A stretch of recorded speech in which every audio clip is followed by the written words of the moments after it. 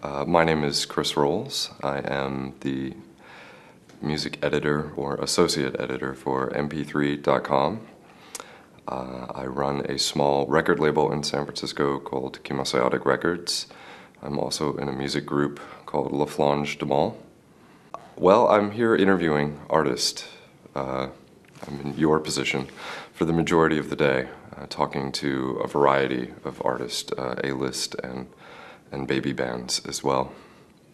Well, some of the content we actually just got live today on the website. We did an interview with Talib Kweli at the Warner Showcase. So that's live. So we're trying to do a hub showing people what South by Southwest is about. I mean, since it's generally been an industry event, but more and more of the public seem to be catching wind of it and coming down, we wanted to provide a really nice slice. And then afterwards, we'll be doing sort of a huge montage of all the artists that we talked to and street scenes and what have you. Well, I used to work in the bubble era of the .com industry, and I worked for a company called Listen, and they were acquired by Reel. I was laid off. I took some time off to do music label stuff and tour with a variety of bands. And then I decided to get back into it when I heard that MP3.com was being revived by CNET, and I reached out to a few people there and actually came on doing just simple data production work and began writing a column called Rolls Off the Tongue, which is my last name, and it was just sort of a summary of weekly events and what have you in music, and that expanded into writing about albums as well, and they seem to trust me. So now I'm in the hot seat, interviewing artists, doing podcasts with artists as well, and hopefully more video content and growing from there. Yeah. I think it makes it a lot easier to interview people. In fact, I find that it requires significantly less research. If you know what it's like to be in a studio or to deal with record labels in general, eating ramen on the road for a month, that sort of thing, it really helps to take people, well, it doesn't really take them by surprise, but it generally relaxes the musicians once they catch wind of the fact that you're not just some sort of observer, standing from the outside with no personal experience. I'm not a musician. Like, I can't actually sit down at a guitar and play or write music. I got into music by doing found sound and environmental recordings. I'm really interested in atmospherics and creating fake realities through music. So I used to do a lot of things like that, like pulling sound sources from different places, environmental recordings, and then recreating new environments out of that. But really, to answer your question, I've just always been fascinated by music. And when I was in high school, I had a community, or I had a show on a community radio station in Tucson, Arizona called KXCI. And really, I just knew from sort of that point on that in some way I would be involved in music. And I always have been, whether I was just washing dishes and then going home and working on some small cassette project that maybe 5 people would listen to, or actually, getting 2 bands out on the road and really exposing what I consider to be interesting music to young children. But that's kind of actually what drives my label, is the idea that, there's a 13-year-old kid out there that's going to listen to my music and it will inspire what they do. It actually began as a collective effort.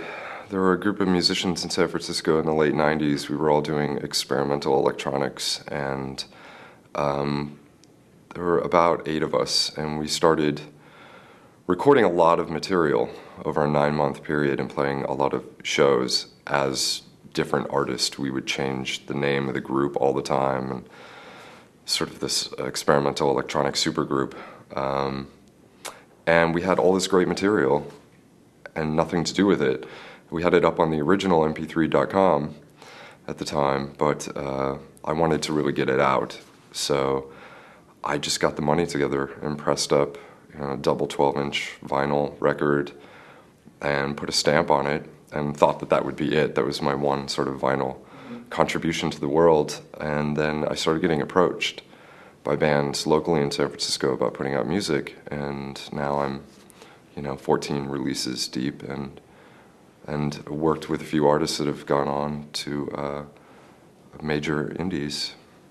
Well, that was .com money at the time, but I've done it with no job and working as a carpenter or washing dishes, whatever I've needed to do in order to get the music out, essentially. It's your personal investment then? Absolutely. I'd say that about 60% of my income actually goes towards some sort of music-related, thing, whether that be putting money back into the band that I work with, or promoting artists on my label, or building websites for other people. Yeah, and mainly vinyl releases, which takes a lot of money. Well, it's funny we're talking about this because I had a huge discussion last night with a friend of mine. I have one last vinyl project for this group called OCS out of San Francisco. And they're actually on Narnak Records out of New York.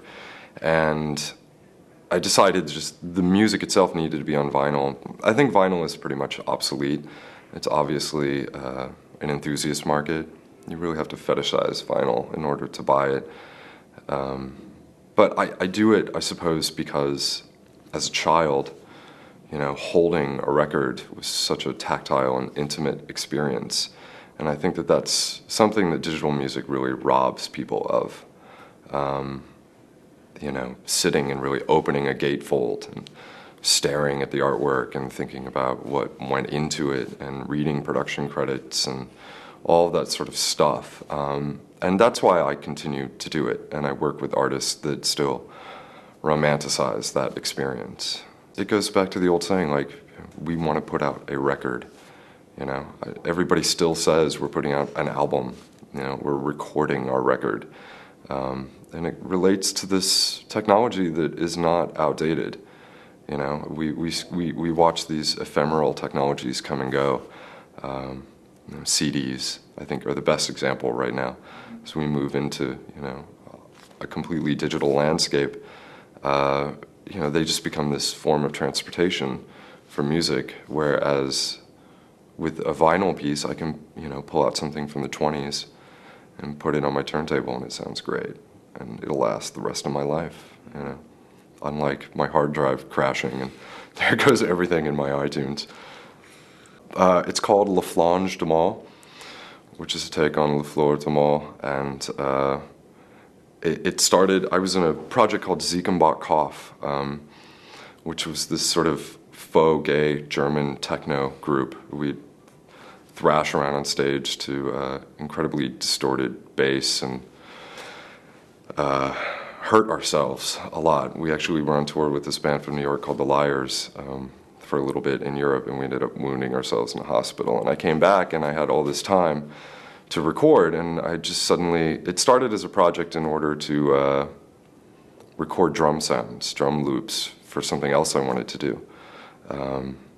And then in 2 weeks, I just finished this album, and then it caught the attention of a few other people in SF, and we decided to do one live show. And now it's been 3 years, and we play really, I think, good sort of experimental prog rock stuff. But we try to be very conceptual, too. We use video and costumes at times and things like that. Very political, Dadaist lyrics. Yeah, it's fun for the kids, really. Well, I have a day job, so touring isn't really something I can do a lot of. We did go out on the road last year for a full month, and there's some talk of going to Europe, and right now we're just recording a new album, and we've got some interest from publicists and what have you, and I don't know, maybe taking it up to the next level, whatever that may be. We have a very sort of staunch anti-capitalist in our group who's disinterested in doing anything with major labels, so we're trying to navigate the waters on that one. Well, personally, I believe that artists should control their own releases. The technology is available now, and the distribution is available online and through various other sources. Personally, I feel that some artists should avoid working with major labels. It's difficult, you know, it's really a decision that each individual band needs to make, and it's obviously based on their needs and desires. A lot of people would like to go the major route and get the support and the money and to be able to tour and do larger shows and arenas. But really, I think it's about artists and bands gauging exactly where they'd like to go with their music. You have bands like Friends Forever that tour in a small Volkswagen van. They don't actually play inside venues. They show up and they have their own sort of pyrotechnics and they go crazy with fireworks and lights, and you know, they're a mobile party. And that's all they want to do. And then you have another band like the Lovemakers out of Oakland, and they want to be big, you know, that's what they want. So I don't know. I don't really have a personal feeling. I don't think, you know, the machine is the beast, so to speak. It doesn't have to be.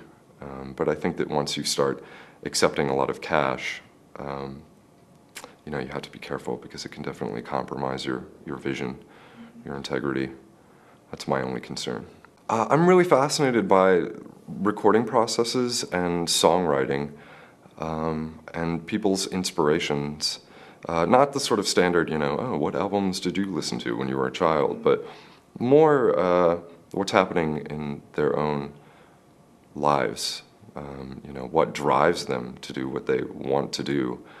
And ultimately, I like to show the very human side of musicians, and I tried to do that. For example, we do a podcast on MP3.com called Great Albums, where we get to bring musicians in and talk to them about 5 of their favorite albums. And it's that sort of interview that I really like to go for, you know, like, because inevitably it brings out a lot of other discussion and what have you.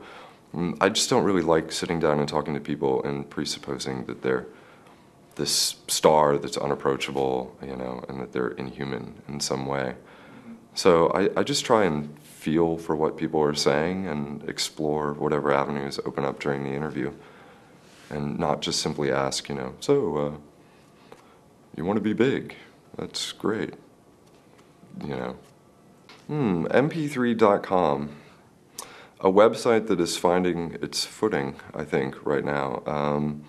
You know, there was this site, this entity known as MP3.com before, which was probably one of the most entertaining sites available on the web, where I could go and hear anything from anyone. And now it seems to be evolving into this resource, really, for people to be able to come and find truly compelling content about an individual artist, whether that be video or maybe an exclusive audio track, or, like I said, one of our podcasts or our own in-house produced video interviews. I think it's just a really great place to find information about bands and maybe stumble upon additional content as well. I don't really know what the future of music distribution is or how to get it to the end user. Yes, I think it's much more practical than purchasing track by track, like an iTunes situation. I would much rather pay $8 a month and have access to anything. Why not? It's like a public library. You know, I still go to the public library. Not a lot of people do that anymore either. But yeah, I think it works. Just a little background, I started at Listen as a web surfer, and in 6 months I was managing their data importation system. This was before they actually even knew that they wanted to create something like Rhapsody. Rob Reed, the owner, definitely had this idea that he wanted to create this giant stereo in the sky, you know, but I don't think it was really a reality. In any event, my involvement was that I helped to create the encoding process. So I worked internally and externally, getting content in and basically getting it into the database and working with our database administrators to create all the proper tables so that we could import everything and make sure the album art was available and production credits and all that stuff. Yeah. I think San Francisco is the hotbed musically in this country, and I always get called pretentious for saying that. And when I'm on tour, people never want to hear it. Yeah, I'm so sick of you San Franciscans talking about San Francisco, but it really is this huge open culture with such a wide variety of musics, and everyone supports one another. And seems to be in each other's bands, and it doesn't matter if you're playing, singer-songwriter acoustic stuff, or you want to do full costume academic noise. People will come, and they will come to your show, and they will support you. And if you suck, they will tell you so. But I think it's the best place to be, besides maybe like Bergen, Norway, or something like that. Just to do it. Really, I think that people live in fear, and I'm no exception to that. But ultimately, I just believe that if you really want to create music, you just need to create music. And there's a great quote from this gentleman named Genesis Peorage. I don't know if I can actually call him a gentleman anymore because I think he had sexual reassignment surgery. But he was in this band called Throbbing Gristle in the late '70s, and he said that the future of music it lies in amateurs, hands. And I believe that. I believe that, especially now with technology to the point where it is, anyone and everyone should create music. If you just want to create a song for a child, to say happy birthday, do that. If you really think you could be the next David Bowie, go ahead and do it, I think ultimately that would be my advice.